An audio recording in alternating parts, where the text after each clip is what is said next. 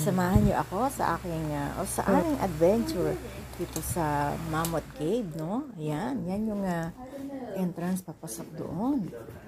Ayan, tingnan niyo naman, diba? Very exciting, no? Ang ating gagawin ngayon. Ito yung pinaka-map, no? Na kung saan ay pupuntahan na natin. Halika. At tingnan natin kung ano yung pwede nating makita sa loob. Diba? Wow.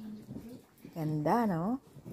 Tingnan naman natin ang mga pwede pa nating makita pa. Entrance pa lang tayo. Kaya huwag kayo ma-excite. Diba? Alam niyo, first time kong makapasok sa isang cave, no? Like this. At ito ay sa Perth, Australia. Wow. Alam niyo, mas maganda na pumunta talaga dito in group, no? Kasi baka kung mag-iisa lang kayo, ay baka hindi nyo kayanin. Kasi, di ba? Kuweba ano ba yung na-expect nating makita? So, eto na, di ba? Nakikita niyo naman, Ang, alam nyo, ito ay malawak at ayan, maraming mga ilaw. Bagamat, di ba? Yung ilaw niya ay 102, lalagyan ng 102 na yan ay may ano yan, may sinasabi yan or may explanation pag pinindot mo yung daladalang gadget, no?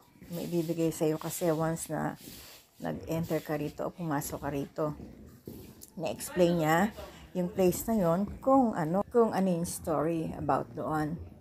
Yan, tingnan niyo naman, di ba? Ito yung parang nakikita lang natin sa mga movie, di ba? Yan. Napakalawak nito, guys. At saan tayo pupunta? Kung in group kayo ay ma-appreciate nyo, no?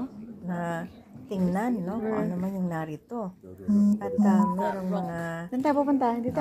merong mga place o area na mataas. So, kailangan mo talagang makyat ng hagdan. Tingnan nyo naman. Yan.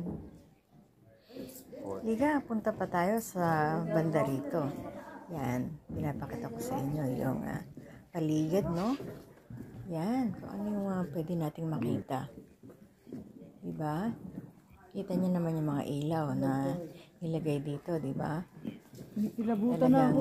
Sige na. Sabihin nyo na. Takot ako. Wow, Bakit ganda naman nila. At talagang na-preserve nila ng maganda ang lugar na ito, no? This is, I think, one of the tourist attractions here. So, tingnan nyo naman, diba? Talagang inayos nila ng maganda. Yan, medyo